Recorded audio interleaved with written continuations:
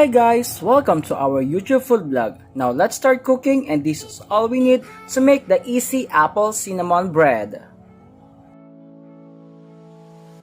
We need 600 grams of all-purpose flour,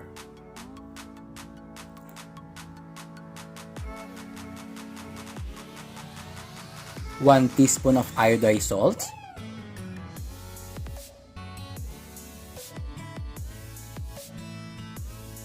1 teaspoon of vanilla extract or vanilla essence, 3 teaspoons of active yeast,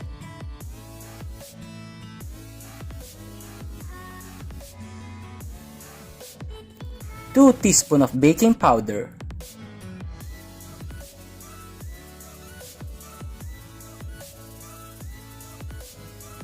100 ml canola oil or 100 milligrams canola oil,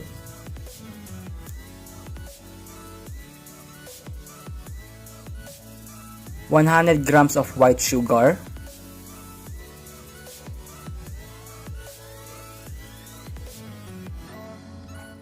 300 ml of warm water.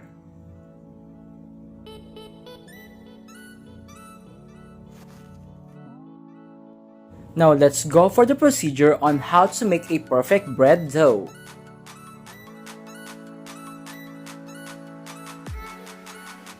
Add all together all-purpose flour, baking powder, iodized salt, white sugar, and active yeast.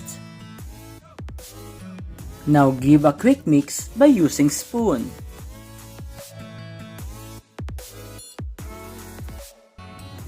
After mixing, now add canola oil, vanilla extract, and warm water.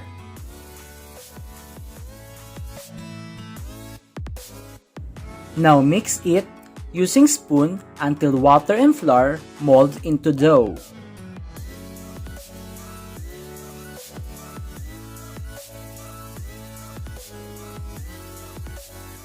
Now put or sprinkle a small amount of flour on your working table and put the dough, mold it until the dough becomes smooth texture.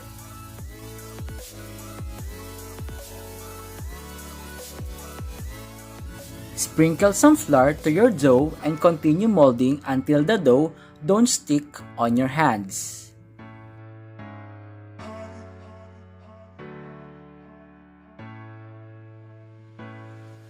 When the dough is already molded, smooth, and soft, put the dough or transfer the dough in a bowl, rest it for 30 minutes.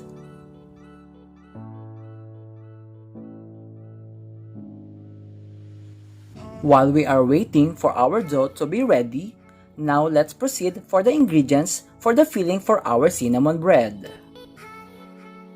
We need 50 grams of chocolate chips,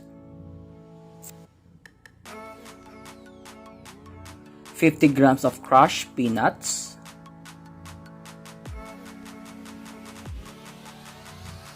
5 tablespoons of cinnamon powder, 50 grams of dry raisins,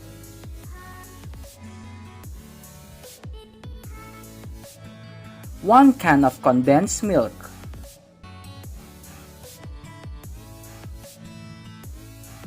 and 5 pieces of fresh apples.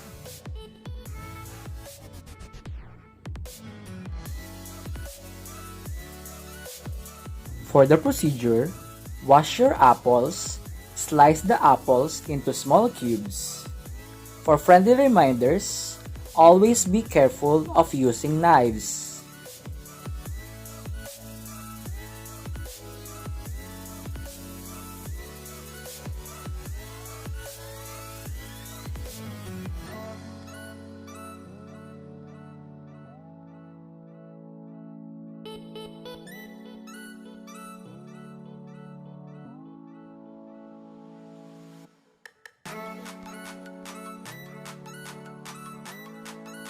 After slicing all the apples into small cubes, then set aside.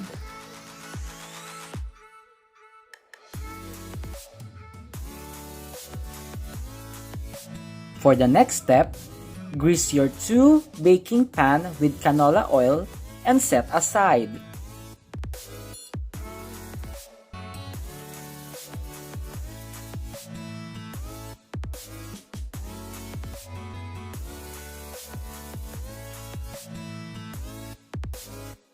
After 30 minutes, and when the dough is already done, sprinkle some flour to your working table, put the dough, and cut into 2 pieces. Now set aside the other dough. Now use a rolling pin to flatten the dough into a round shape. Always put some flour to the front and to the back of your dough to avoid the dough stick to the table while rolling it.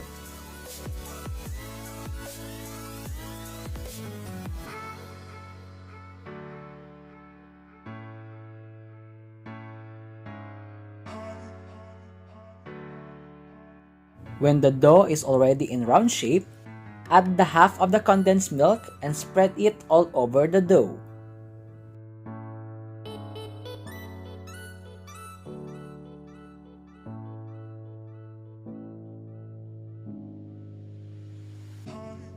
Now sprinkle the cinnamon powder.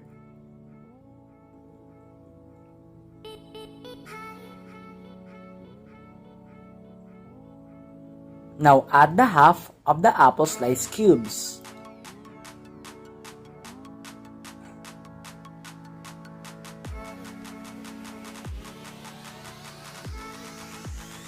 Add the half of the dry raisins.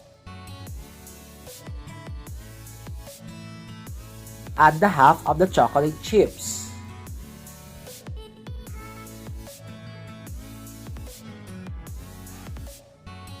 And lastly, add the crushed peanuts.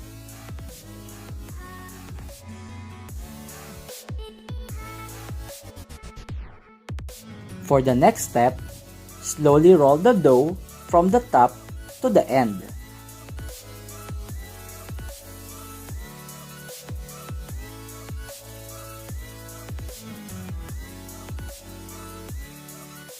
When the dough is already rolled, now cut the dough for about 2 to 3 inches.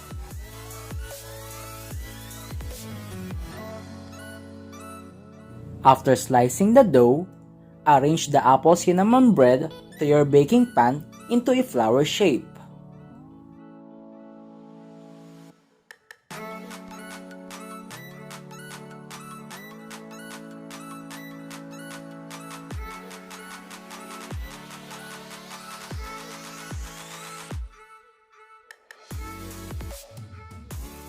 When the apple cinnamon bread is already arranged to your baking pan, rest it for 1 hour, or when double the size, bake it for 30 minutes in 180 Celsius or until become golden brown. A few moments later.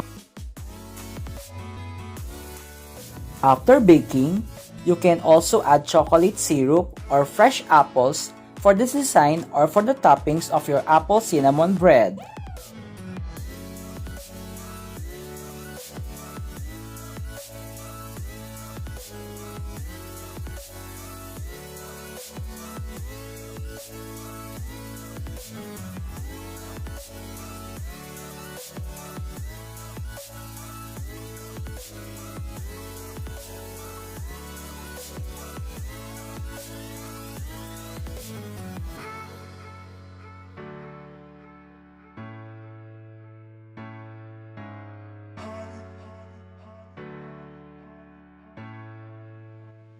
And this is your easy, yummy, and healthy cinnamon apple bread.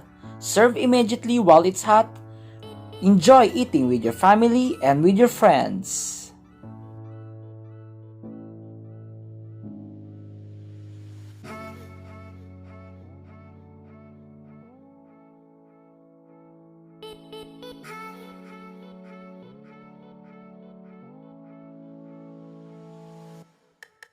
If you want more videos, don't forget to subscribe, like, share these videos, and hit the bell button for you to be notified by the YouTube for our upcoming videos here in our Dave and Val Baba Food Blog YouTube channel.